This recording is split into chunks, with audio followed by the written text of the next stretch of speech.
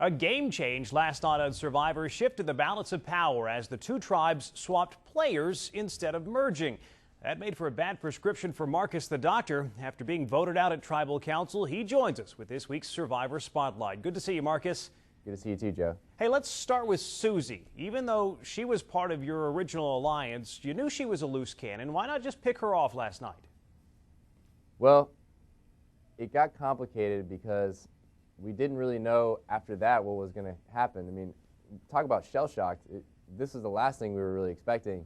And so we didn't really know how to make things work. And obviously, as a person who tries to be honorable, I told her I was going to stick to her. So, I really wanted to make an effort to honor that and at least go another round if we could together. And unfortunately, that wasn't a two-way street. But, you kind of do what you can. If you say you're going to do something, whether it's a TV show or a game or real life, I stick to it. So that was the plan. Do you think she's a hidden power player, or is this just one of her out-of-the-blue whims?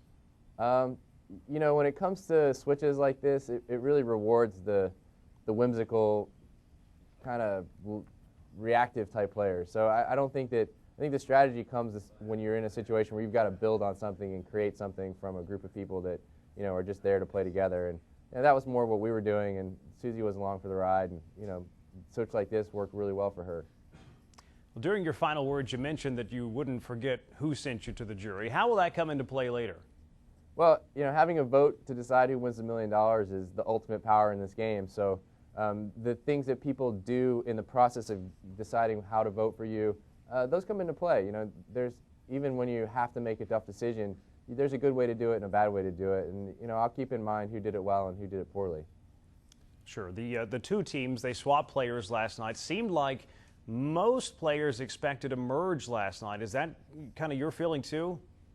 Yeah, I mean, the clue, everything that was leading up to it, I mean, we certainly considered, this could be, just a joke or a trick again, but for most of us, it really seemed like the way to go would be to merge at this point. And I think that the production crew really knew their game in this case and had something in store for us that we really weren't expecting. So, I mean, for my group of people, it was, our ultimate weakness that was exposed in that case, and, obviously it did not bode well for me.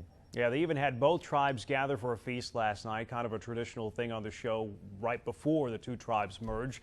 And there was an extra immunity idol that appeared at that feast. It was offered to you. Now, take me through your thinking as to why you turned it down. Well, it wasn't exactly offered to me. It wasn't like, hey, Marcus, you're the man, take this immunity idol.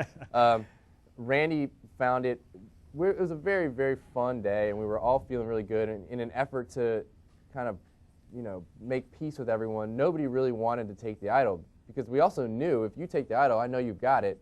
If that thing is going to be out there, it's just going to be dangerous, and you're going to get voted off. You might make it one more round, but the minute you play that idol, the next one you're gone. So it really wasn't something that anyone wanted to hang on to, and it just seemed like, what, we're all getting along right now. I think this has never been done in Survivor, so let's just do something different and go with that positive spirit and just get rid of the thing, and then no one's got to worry about it in the end. All right, Marcus. Well, we've got to run. Thanks for joining us today. Sounds good. My pleasure. Take care.